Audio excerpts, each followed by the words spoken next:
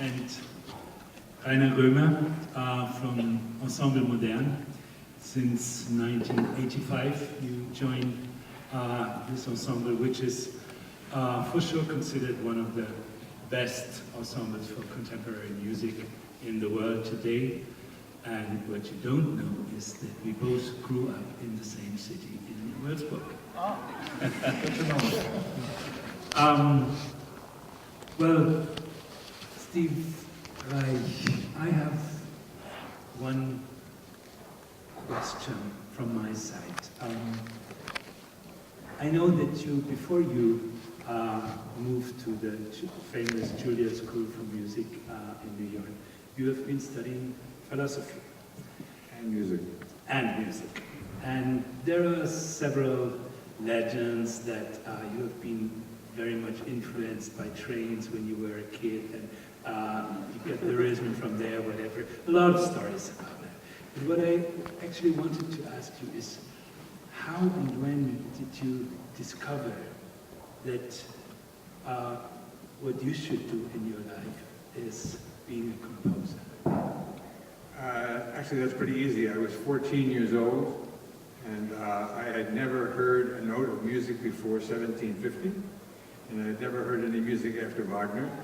And within about 1 month, I heard recordings of The Rite of Spring, and the Fifth Brandenburg Concerto, and Bebop, Charlie Parker and Miles Davis, and the drummer Kenny Clark. And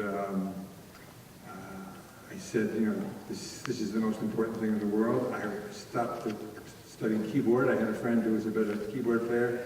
I said, I'm going to be the drummer in the band we're going to start. And I started studying percussion with Roland Koloff, who became the timpanist with the New York Philharmonic. And I began exploring the music of Stravinsky and Bartok, and then Bach, and all the way back to Peretin. And things moved from then. And could you, in a way, explain what makes your music so special? What is the method that you created? Could you explain that in a way that non-professional people would understand that? Somebody like me, simple rock and roll guy, could get how you do that? I mean, I felt you brought us on a journey. I mean, tonight, and I wonder how you do that. Could you explain that for us? Well, the only thing I can say that's obvious, that Rainer knows very well, is that, you know, I was trained as a percussionist, and God knows I was just given that desire to do that. And that's in the music, there's a lot of percussion. Beyond that, really, I was saying to somebody that if somebody walked in and heard drumming part one, the first piece of the program tonight, and there was no program, you know, printed program, and then they heard the second piece, the double sextet, I think some people would wonder, well, you know, this is composer A, and this is composer B, and I think that's a good thing. So the answer to your question is, I don't know. Was mir dazu einfällt, ist, dass seine Musik was sehr Essentielles auszeichnet. Jeweils die jeweiligen Ideen, mit denen er sich beschäftigt und später sehr kunstvoll zusammenbringt, wenn man denen auf den Grund geht, wenn man das Material betrachtet, ist es extrem essentiell. Und das ist, glaube ich, eine ganz große Stärke.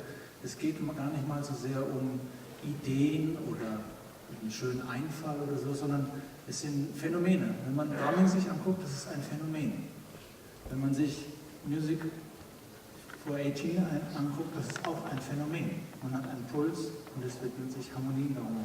Aber die Art, wie er komponiert, dieses Essentielle und dieses absolut klare und zu Ende deklinierte, nachvollziehbare, ist natürlich einzigartig und macht uns diese Geschenke von diesem Stück. What he describes as the essence, the essential in the way you work. There is something, I mean, which people describe of shifting, the rhythm shifting, different phases. How do you do that? Is that possible to explain? Oh, sure, but it gets boring. If you're a musician in a composition class, then we can talk about it. You know. In drumming part one, everybody knows that I think many people could see you know, Reiner, you're staying the same, and Rumi keeps and I do the shifting.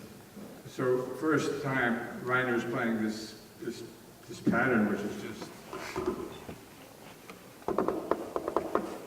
Essential. that's drumming. Finished. Next piece.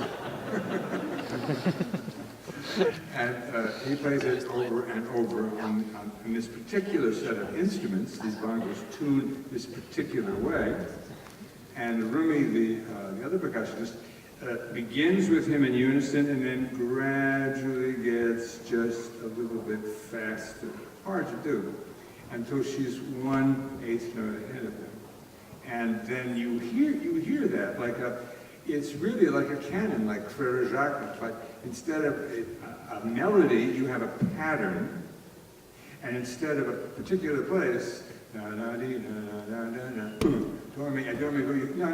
Here we start in unison, and the second voice is flexible. It's moving, making, and